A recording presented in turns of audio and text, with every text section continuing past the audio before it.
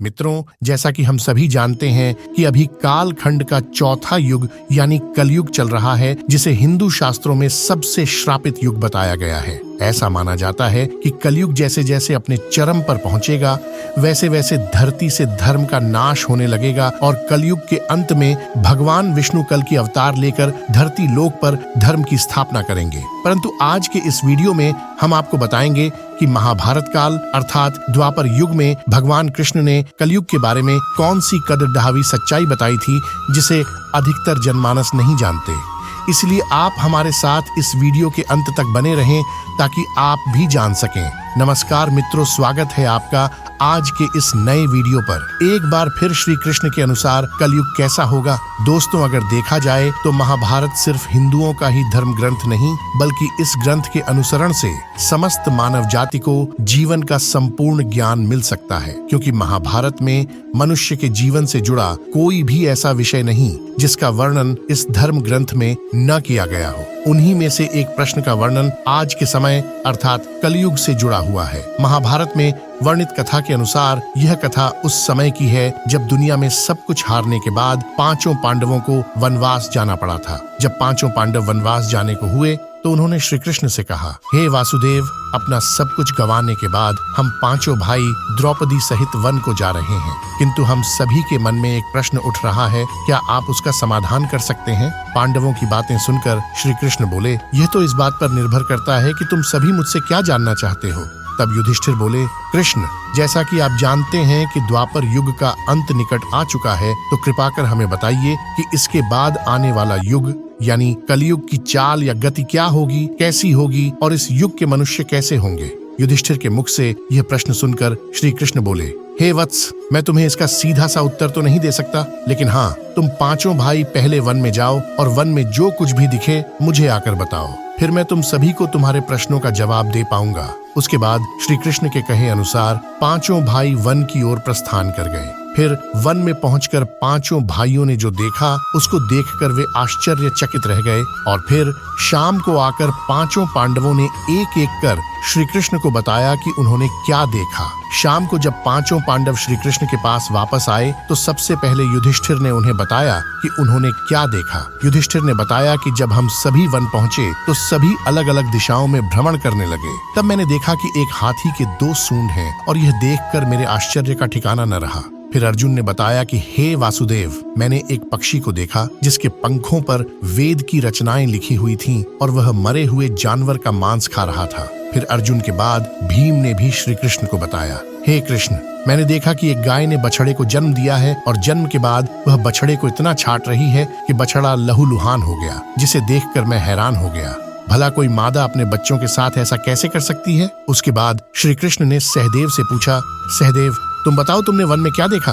तब सहदेव श्री कृष्ण से बोले, हे वासुदेव, मैंने वन में देखा कि एक जगह 6-7 कुएं हैं और आसपास के कुओं में पानी है, किंतु बीच का कुआं खाली है। बीच का कुआं गहरा है, फिर भी पानी नहीं है। यह देखकर मुझे गौर आश्चर्य हुआ कि ऐसा कैसे हो सकता है। उसके बाद नकुल ने कहा कि नारायण, जब मैं वन में भ्रमण कर रहा था तो मैंने देखा कि एक पहाड़ के ऊपर से एक बड़ी सी शिला यानी पत्थर लुढ़कती हुई आती है और कितने ही वृक्षों से टकराकर उनको नीचे गिराते हुए आगे बढ़ जाती है, परंतु उस विशालकाय पत्थर को कोई भी वृक्ष उसे रोक न सका। इसके अलावा वह शिला कितनी ही अन्य शिलाओं के साथ टकराई, पर फिर भी वह रुकी नहीं। अंत में एक अत्यंत छोटे पौधे का स्पर्श होते ही वह स्थिर हो गई। फिर युधिष्ठिर श्री कृष्ण से बोले, हे वासुदेव, हम पांचों भाइयों ने जो कुछ भी वन में देखा वह आपको बता दिया, कृपा कर उसका अर्थ बताइए। तब श्री कृष्ण ने युधिष्ठिर से कहा, हे धर्मराज, जैसा कि आपने कहा कि आपने 2 सूंड वाला हाथी देखा, जिसका यह अर्थ हुआ कि कलयुग में ऐसे लोगों का राज होगा जो बोलेंगे कुछ, करेंगे कुछ। कलयुग के शासक अपनी प्रजा का सभी तरह से शोषण करेंगे। उनके मन में कुछ और होगा, दिखावे के लिए कुछ और करेंगे। अर्थात कलयुग में शासकों के लिए आम लोगों का कोई महत्व नहीं होगा, वह बस राज्य करने के लिए शासक होंगे। फिर श्री कृष्ण अर्जुन से बोले, धनंजय, जैसा कि तुमने देखा कि एक पक्षी के पंख पर बीत की रचनाएं लिखी हुई थीं, लेकिन वह मरे हुए जानवरों का मांस खा रहा था, जिसका अर्थ यह हुआ कि कलयुग में ऐसे लोग होंगे जो बड़े ज्ञानी और ध्यानी कहलाएंगे, किंतु उनके आचरण राक्षसी होंगे। कलयुग में लोग पंडित और विद्वान कहलाएंगे, किंतु यह विचार चलता रहेगा कि कोई मरे और उसकी सारी संपत्ति उसके नाम हो जाए। अर्थात कलयुग के मनुष्य धन और संपत्ति के लोभी होंगे, भले ही उनके पास कितना ही ज्ञान क्यों न हो। इसके अलावा हे अर्जुन, हर जाति धर्म के प्रमुख पद पर बैठे लोग विचार करेंगे कि कब कोई किसी पद से हटे और हम उस पर विराजमान हो जाएं। कलयुग में ऐसे लोगों की संख्या बहुलियंत होगी, कोई कोई विरला ही संत पुरुष होगा। अर्जुन के बाद श्री कृष्ण भीम से बोले, हे गदाधर, जैसा कि तुमने देखा कि गाय अपने बछड़े को इतना छाटने लगी कि वह बछड़ा लहूलुहान हो गया, अर्थात कलयुग की माता अपनी संतानों पर इतनी ममता बरसाएंगी कि बच्चों को खुद का विकास करने का मौका ही नहीं मिलेगा, जिसके कारण मोह माया में पड़कर वे बर्बाद हो जाएंगे। इसके अलावा किसी का बेटा घर छोड़कर साधु बनेगा तो हजारों व्यक्ति दर्शन करेंगे, किंतु जब मनुष्य का अपना बेटा साधु बनेगा तो रोएंगे कि मेरे बेटे का क्या होगा। इतनी सारी ममता होगी कि उसे मोह माया और परिवार में ही बांधकर रखेंगे और उसका जीवन वहीं खत्म हो जाएगा। अंत में बेचारा अनाथ होकर मरेगा। भीम जब श्री कृष्ण के जवाब से संतुष्ट हो गए, तब भगवान श्री कृष्ण ने सहदेव से कहा, सहदेव, जैसा कि तुमने बताया कि तुमने वन में 6-7 कुओं के बीच एक कुआं एकदम खाली देखा, जिसका अर्थ ये हुआ कि कलयुग में पैसे वाले अर्थात धनी लोग अपने पुत्र पुत्री के विवाह में या फिर आलीशान भवन बनाने में लाखों रुपए खर्च कर देंगे, परंतु उनके पड़ोस में ही यदि कोई भूखा प्यासा मर रहा होगा तो वह उसकी कोई सहायता नहीं करेंगे। भले ही उनका अपना ही सगा भूख से मर जाए, लेकिन वे देखते रहेंगे। इसके अलावा कलयुग में मनुष्य मदिरा, मांस भक्षण, सुंदरता और जश्न में पैसे उड़ा देंगे, किंतु किसी के 2 आंसू पोंछने में उनकी रुचि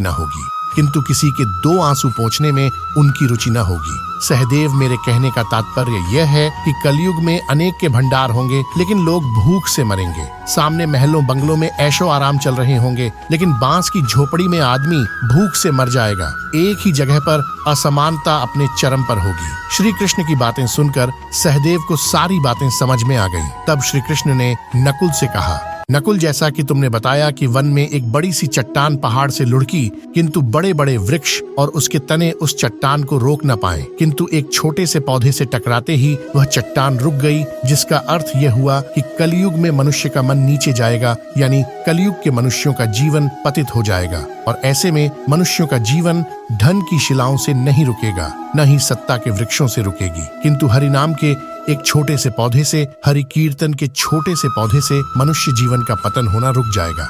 अर्थात कलयुग में भी जो मनुष्य धन की लालच को छोड़कर हरि नाम का जप करेगा, उसे कोई कष्ट नहीं होगा और मृत्यु के बाद उसे परमेश्वर अर्थात मेरे चरणों में जगह मिलेगी। तो मित्रों, आपने देखा होगा कि श्री कृष्ण द्वारा बताई गई ये बातें सच में घटित हो रही हैं। इसीलिए मनुष्यों को चाहिए कि कलयुग में वह धर्म का पालन करें और श्री हरि नाम का भजन करें, तो उसका जीवन सफल हो जाएगा। फिलहाल आज के वीडियो में बस इतना ही। अब हमें इजाजत दें और वीडियो को अंत तक देखने के लिए आपका बहुत बहुत शुक्रिया।